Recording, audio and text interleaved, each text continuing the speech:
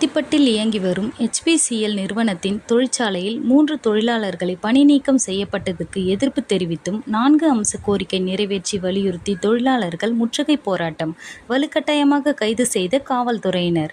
திருவள்ளூர் மாவட்டம் மீஞ்சூர் அடுத்த அத்திப்பட்டு பகுதியில் இயங்கி வரும் HPCL பெட்ரோலிய நிறுவனத்தில் எண்ணூர் காமராஜர் துறைமுகத்திலிருந்து கப்பல் மூலம் petrol, diesel, kerosene, white petrol ஆகியவை அங்கிருந்து கடலூர், விழுப்புரம், பாண்டிச்சேரி, செங்கல்பட்டு, காஞ்சிபுரம், வேலூர், திருவண்ணாமலை மாவட்டங்களுக்கு லாரி மூலமும் ரயில் மூலமும் அனுப்பி வைக்கப்படுகிறது. மேலும் சென்னை, திருச்சி, திருப்பதி, தஞ்சாவூர் ஆகிய விமான நிலையங்களுக்கு ஒயிட் பெட்ரோல் கொண்டு செல்லப்படுகிறது.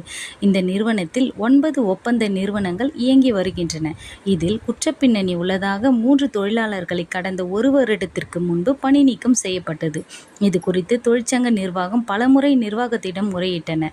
ஆனால் நிர்வாகம் செவிசாய்க்காமல் சட்டவிரோத வேலை நீக்கும், ESI திட்ட பணம் பிடிப்பு, திட்ட பலன்கள் வழங்குதல், விடுப்பு வசதி வழங்கப்படுவதில்லை, பண்டிகை மற்றும் முன்பணம், கல்வி முன்பணம் வழங்க வேண்டும் உள்ளிட்ட 4 அம்ச கோரிக்கை வலியுறுத்தி தொழிற்சாலைகளை முற்றுகையிட்டு தொழிலாளர்கள் சாலை மறியல் போராட்டத்தில் ஈடுபட்டனர்.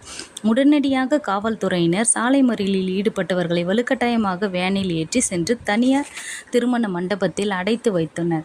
மேலும் தொழிலாளர்கள் தாங்கள் கோரிக்கை நிறைவேறும் வரை தொடர் போராட்டத்தில் ஈடுபடுவதாக தெரிவித்தனர். நிர்வாகம் உடனடியாக பேச்சுவார்த்தை நடத்தி தீர்வு காண வேண்டும் என வலியுறுத்தினர்.